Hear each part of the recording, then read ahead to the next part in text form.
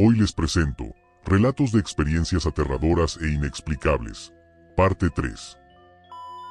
Cuando tenía 4 o 5 años, dormía con mi mamá en la misma cama. En ese cuarto, pegaba en la pared los dibujos que yo hacía. Una noche me desperté de madrugada y, al mirar los dibujos, noté algo extraño. Uno de ellos estaba moviendo la cabeza. Lo más aterrador fue que su cabeza giraba en círculos completos, como en la película El Exorcista. Asustado, desperté a mi mamá. Sin embargo, cuando ella vio el dibujo, ya no se movía, así que no me creyó. Aún así, al verme tan asustado, me cambió al otro lado de la cama para que no me sintiera amenazado. He contado esta historia a algunos de mis familiares. Algunos me creen y otros no, pero es un recuerdo que nunca olvidaré. Cuando era niño, fui de visita con mis padres a ver unos familiares en Puebla. Recuerdo que me mandaron a la casa de mi abuela, que estaba a unos 10 minutos de distancia del lugar donde nos hospedábamos. Era cerca de las 6 de la tarde. De repente, mientras caminaba, escuché una voz. Volteé hacia mi derecha y vi, junto a un pozo de agua, a una criatura que, por su apariencia, creo que era un duende. Me empezó a decir que jugara con él, pero su aspecto era tan tétrico que me dio mucho miedo. Descripción de la criatura. Era aproximadamente del tamaño de un bebé de 2 años, como de 88 centímetros de altura. La mitad de su cuerpo parecía normal, con piel, un ojo, barba y el rostro de una persona de la tercera edad. La otra mitad de su cuerpo era solo su esqueleto. Lo más terrorífico era su sonrisa. Tenía dientes en forma de pico. Supongo que era un duende porque llevaba una prenda en la cabeza similar a un gorro de color café. Asustado, comencé a correr. Cuando llegué a la casa de mi abuela, le conté lo sucedido. Ella solo volteó a ver a mi abuelo, susurraron algo entre ellos, y luego me dijeron que jamás volviera a pasar por ahí solo. Siento que fui testigo de una avería en la realidad, y aún no sé cómo sentirme al respecto. En aquel entonces tenía 8 años. Lo recuerdo bien porque se acercaba mi cumpleaños. Una vez se me apareció un niño de piel azul y vestido con ropa pero muy pasada de moda. Un amigo y yo estábamos buscando cerveza. El problema era que estábamos de visita en el ejido donde vive mi abuela, y en ese entonces estaba prohibido vender cerveza dentro del ejido. Nos dijeron que había un depósito a mitad de un camino de terracería. Las instrucciones eran simples: seguir derecho, y al llegar a una cuchilla, tomar el camino de la derecha. Supuestamente el depósito estaba ahí. Luego. El trayecto no era tan lejos, pero tampoco estaba cerca. Además, para nuestra mala suerte, nadie nos abrió en el depósito. Decidimos regresar a la casa de mi abuela, pero estaba muy oscuro. Apenas podíamos distinguir el camino, y estaba lleno de piedras, lo que hacía difícil caminar rápido. Si alguien ha estado en un ejido donde viven menos de 1000 personas, sabe que el silencio puede ser abrumador. Nosotros ni siquiera habíamos llegado de regreso al ejido, así que el silencio era aún más intenso. Por eso fue fácil notar unos pasos que no eran nuestros. Nos paralizamos del miedo. Ambos escuchábamos esos pasos extra, así que volteamos ligeramente hacia la izquierda. Mi amigo estaba en el extremo izquierdo. Fue entonces cuando lo vimos. Un niño como de 10 o 12 años, con botitas mineras y calcetas altas, un short con tirantes y una camisa blanca de manga larga. Lo más extraño era que su piel tenía un tono azul pálido. Ninguno de los dos dijo una palabra. Seguimos caminando, mirando siempre hacia el frente, evitando voltear para verlo bien. Queríamos correr, pero era imposible por las condiciones del terreno y la oscuridad. Cuando finalmente llegamos al primer poste de alumbrado público, el niño ya había desaparecido. Lo extraño es que ninguno de los dos se dio cuenta en qué momento se fue. Hoy en día ese depósito ya no existe, y el área está más despejada porque han talado muchos árboles. Si alguien quiere comprobar esta historia o intentar ver algo similar, el ejido se llama La Marina y está en San Luis Potosí, a unos 20 minutos de Ciudad Valles. El camino donde vimos al niño está en dirección al ejido El Lobo. Era de madrugada, alrededor de las 3 de la mañana, y estaba durmiendo con mi gatito. Me desperté y lo vi a mi lado, pero de repente empezó a enojarse con algo en el aire, como si estuviera viendo algo que yo no podía ver. Me llené de miedo y, aunque ya ha pasado, sigo pensando que hay algo en mi habitación. En mi casa, siempre se escuchan cosas extrañas, especialmente desde afuera. Se oyen pasos aunque no haya nadie, y a veces parece que mueven las sillas. Los pasos suenan como si hubiera 3 o 4 personas caminando al mismo tiempo, pero nunca hay nadie. Otra vez, cuando mi abuelo estaba enfermo, un vecino lo llevó al hospital. Al regresar, fui a ayudarlo a bajar del auto. En ese momento, vi a la hija pequeña del vecino sentada en la parte de atrás del vehículo. Me sonrió, y yo le devolví la sonrisa. Al día siguiente, le pregunté a mi mamá si el vecino había traído a su hija con él, pero ella me dijo que no. Eso me pareció bastante extraño. Me sigo preguntando qué era lo que vi ese día, porque claramente no era la pequeña.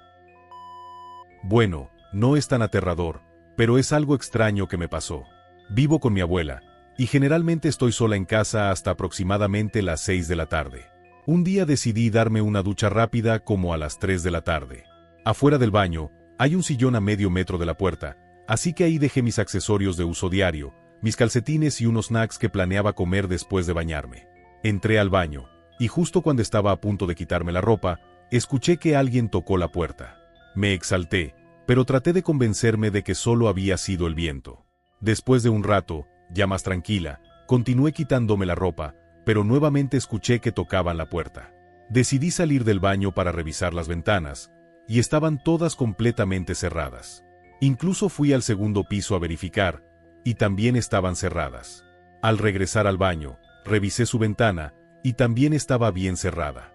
Pensando que quizá me estaba sugestionando, me metí rápido a la ducha. Cuando estaba a punto de terminar, escuché nuevamente cómo tocaban la puerta, esta vez 3 golpes seguidos. Me asusté tanto que me quedé dentro del baño por unos 20 minutos antes de atreverme a salir. Cuando finalmente salí, noté que en el sillón ya no estaban mis accesorios, mis calcetines ni los snacks. Encontré los snacks tirados en el comedor y los calcetines en la sala. Mis accesorios aparecieron 3 días después en una repisa alta. No tengo idea de cómo pasó todo esto, pero lo cuento y nadie me cree. Realmente sigo en duda si fue solo mi imaginación, pero durante casi 2 años estuvo construyendo un segundo piso en mi casa. La razón era que el espacio ya era insuficiente para una familia de 4. Yo compartía cuarto con mi hermano, y tanto mi madre, mi abuela como mi hermano, la familia que vive conmigo, aseguran haber tenido experiencias aterradoras en la casa. Yo nunca había creído mucho en esas cosas, hasta que empezaron a construir el segundo piso. Como mencioné, la construcción duró casi 2 años, por lo que durante ese tiempo no teníamos escaleras internas. Solo podíamos subir al segundo piso por un mini balcón desde afuera, así que era poco probable que alguien pudiera entrar ahí sin que lo notáramos.